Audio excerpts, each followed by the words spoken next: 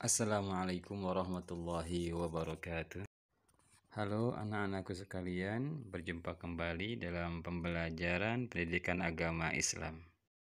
Sebelum kita memulai materi pembelajaran pada pagi hari ini, kita awali dengan membaca doa dengan membaca suratul Fatihah. A'udzubillahi minasyaitonirrajim. Bismillahirrahmanirrahim. Alhamdulillahi rabbil alamin, arrahmanirrahim, maliki yaumiddin, iyyaka na'budu wa iyyaka nasta'in, ihdinas siratal mustaqim, siratal ladzina an'amta 'alaihim ghairil maghdubi 'alaihim waladdallin. Amin. Rabbi zidni ilman warzuqni fahman birahmatika ya arhamar rahimin. Materi pada hari ini kita akan membahas kisah Nabi Yusuf alaihi salam. Nabi Yusuf merupakan salah satu dari 25 nabi dan rasul yang wajib kita kenal. Kisah Nabi Yusuf tertulis secara lengkap di dalam surat Yusuf. Nabi Yusuf alaihi salam merupakan putra Nabi Yakub alaihi salam. Nabi Yusuf alaihi salam memiliki saudara seibu yang bernama Bunyamin dari ibu yang bernama Rachel. Ayahnya sangat mencintai Yusuf kecil dan Bunyamin sehingga menimbulkan kecemburuan di kalangan saudara-saudaranya. Kasih sayang yang diberikan Nabi Yakub kepada Nabi Yusuf alaihi salam dan Bunyamin menimbulkan kecemburuan dari 10 saudaranya yang lain. Mimpi Nabi Yusuf alaihi salam tertulis dalam surat Yusuf ayat 4-6. Ingatlah ketika Yusuf berkata kepada ayahnya, "Wahai ayahku, sungguh aku bermimpi melihat 11 bintang, matahari dan bulan, kulihat semuanya sujud kepadaku." Dia ayahnya berkata, "Wahai anakku, janganlah engkau ceritakan mimpimu kepada saudara-saudaramu. Mereka akan membuat tipu daya untuk membinasakanmu. Sungguh setan itu musuh yang jelas bagi manusia. Dan demikianlah Tuhan memilih engkau untuk menjadi nabi dan mengajarkan kepada sebagian dari takwil mimpi dan menyempurnakan nikmat-Nya kepadamu dan keluarga Yakub, sebagaimana Dia telah menyempurnakan nikmat-Nya kepada kedua orang kakekmu sebelum itu, yaitu Ibrahim dan Ishak. Sungguh Tuhanmu Maha Mengetahui, Maha Bijaksana." Nabi Yusuf alaihi salam dimasukkan ke dalam sumur.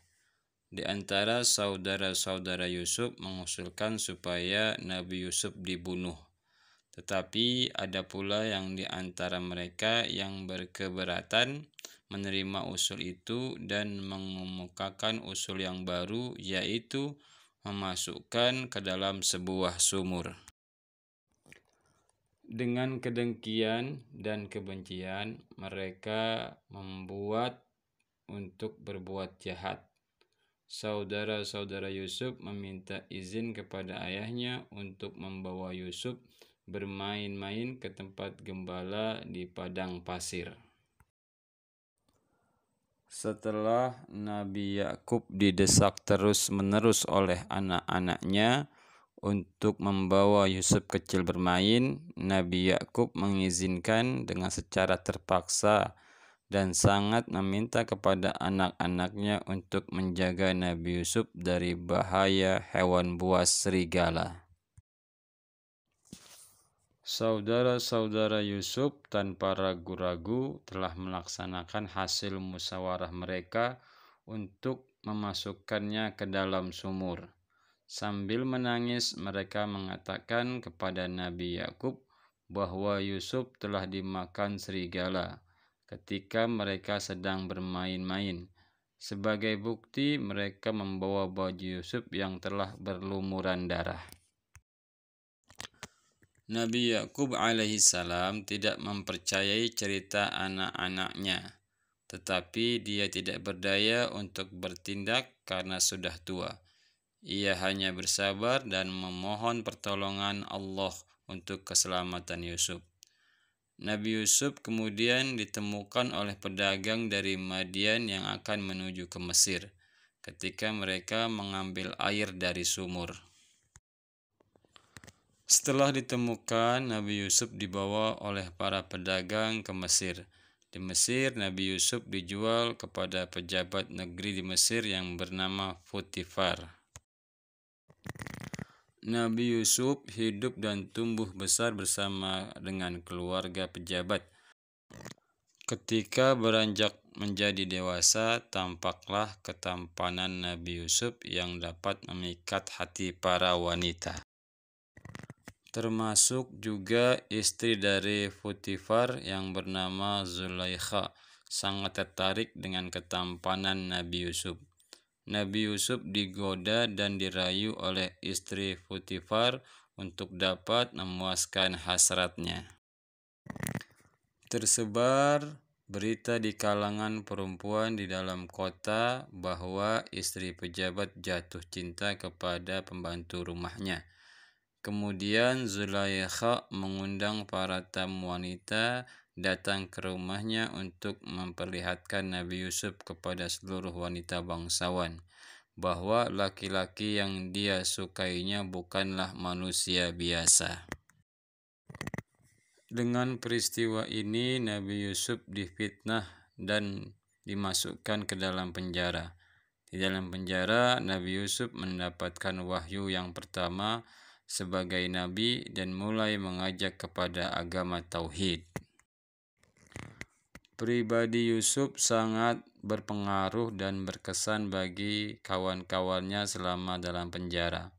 Di dalam penjara, Nabi Yusuf mentakwilkan mimpi kedua sahabatnya. Ketika itu raja bermimpi dan berkata, "Aku melihat 7 ekor sapi gemuk-gemuk dimakan oleh 7 ekor sapi yang kurus. Aku melihat 7 butir gandum yang subur dan 7 butir pula yang kering."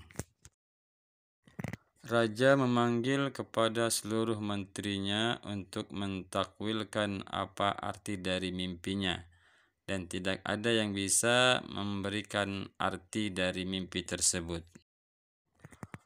Tukang siram kebun raja yang pernah menjadi teman Nabi Yusuf di penjara menemui Nabi Yusuf dan menanyakan arti dari mimpi raja tersebut.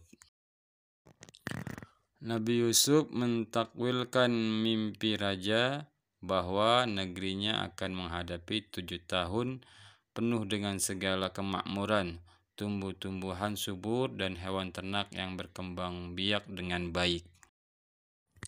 Dan akan mengalami 7 tahun masa sulit, tanaman tidak berbuah, kekeringan, dan udara yang panas.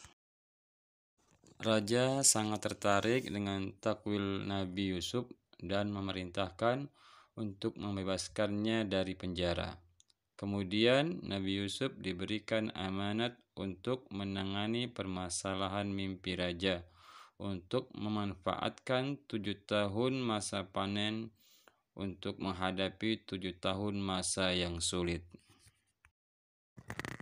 Ketika telah tiba masa sulit atau paceklik, banyak para rakyat dari negeri yang lain datang ke negeri Mesir untuk mendapatkan bahan pokok, termasuk juga saudara-saudara Nabi Yusuf. Saat itulah mereka bertemu. Nabi Yusuf alaihissalam tidak mendendam, dia memaafkan kesalahan-kesalahan mereka. Setelah itu Nabi Yusuf mengajak sang ayah Nabi Yakub alaihissalam dan keluarganya tinggal bersama di Mesir. Adapun pelajaran dari kisah Nabi Yusuf yang bisa kita ambil, 1. Sabar dan tawakal kepada Allah Subhanahu wa taala. 2. Tawadu. 3. Pemaaf dan tidak dendam. 4. Penyayang. 5. Mandiri. Demikianlah pembelajaran pada hari ini, semoga bisa bermanfaat buat kita semua. Kurang lebihnya mohon maaf. Saya akhiri. Assalamualaikum warahmatullahi wabarakatuh.